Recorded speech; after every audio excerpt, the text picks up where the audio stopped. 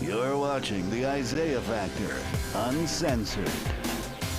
And welcome back to the second half hour of The Factor Uncensored. It's what appears to be a huge day for the victims of the Sandy Hook Elementary School shooting massacre. The families reached a huge settlement with the gun manufacturer.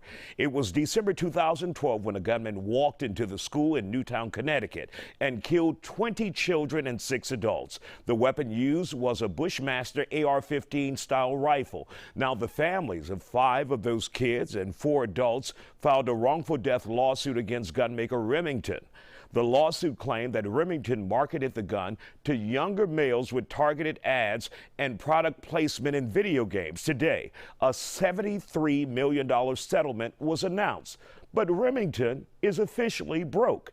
They filed for bankruptcy 2 years ago. What does this mean for the families? Cody McCubbin, former Sandy Hook school board member, joins us here on The Factor tonight, telling us what he thinks this settlement will do for families and the future. Well, I think it's sort of like with everything else that's happened with it. I mean, I don't think it's going to do anything for, I think this is more of a symbolic issue than anything else. I mean, it's the money probably isn't even there. I mean, from my understanding, Remington filed for bankruptcy back in 2020. And so if there's even assets even there for the family to even grab and get hold of to pay for the settlement is probably even in doubt. But is that another slap in the face, Cody?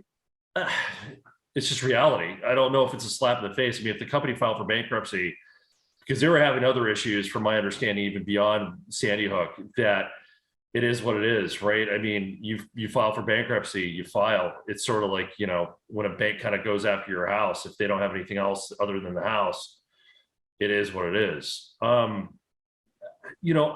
a standpoint of, legality of this whole thing, I mean, people are kind of like equating this whole settlement from the price from the whole, like they're going after the manufacturer because the gun manufactured these items. Actually, if you look at the case, it's more along the lines of the advertising, the way they advertise the actual weapon itself, not so much that they blame the manufacturer for what happened at Sandy Hook.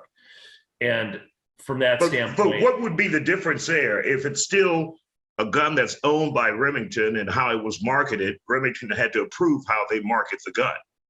Right, but that's not going to. But I think everybody needs to very much understand the only thing this is going to change is the way firearms are marketed in the future. It's not going to change whether or not these are going to they're going to stop being made, right? I think everybody needs to understand that. I mean, even after this, so let's say if Remington dissolves and it completely goes away, all those people who are manufacturing these weapons are just going to go off into other companies or create their own companies and just make other ones. And maybe but that's the reality, right? I'm not trying to say this is, one way or the other. I mean, that's just a fact. These people have certain skill sets that are going to be demanded by certain manufacturers that they're just going to move on to somewhere else. As a former school board member in Newtown, Connecticut, where do you see the problem was? Do you see the problem as a gun issue, or do you see a problem as a crazed shooter issue? Personally, it's a crazed person issue. I mean,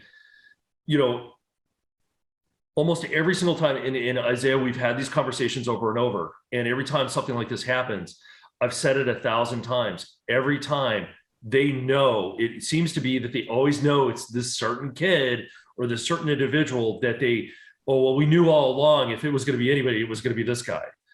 And so it seems to be a consistent pattern. It's always these individuals who have a lack of empathy or have something to prove, and they feel that they're justified in doing these kind of actions.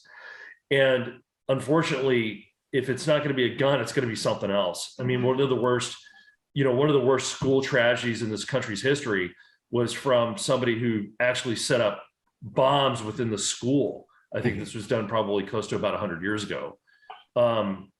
And the weapon's just a tool. And unfortunately, it really comes down to the psychosis of the individual. And, other than that, we have to be more diligent in watching these kids who are on the spectrum of having a very violent or potential very violent outbreak of destruction within the school.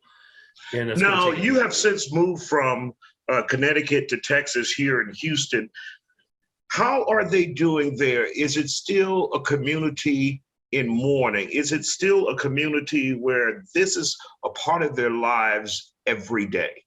Absolutely. I mean, it never stopped even when I left. I mean, think about it. Every time something like even this judgment comes out, I'm not the only one that's, you know, you're reaching out to me, but, you know, they're probably reaching out to all these other individuals who are involved as well. So it's just a continual cycle of constantly be reminded of these events. I mean, I lived out of the country for quite some time, even for a couple of years. And when I came back, that the whole sentiment was still very much there. I mean, it's going to literally take a generation to get away from this event.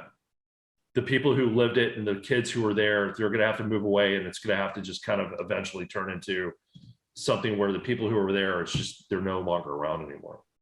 Yeah, horrible situation, 20 children and 6 adults killed in that shooting. Cody, it's always good to talk to you. Unfortunately, it's always about this. And we wish that community well, you know, dealing with this tough situation. It's just, and you know, it's tough to imagine going through a school shooting. We've had them here in Texas, and no matter how many times we have them, it's still tough every time to see that loss of life. Absolutely. Thank you, sir. Thank you for joining us tonight here on The Factor.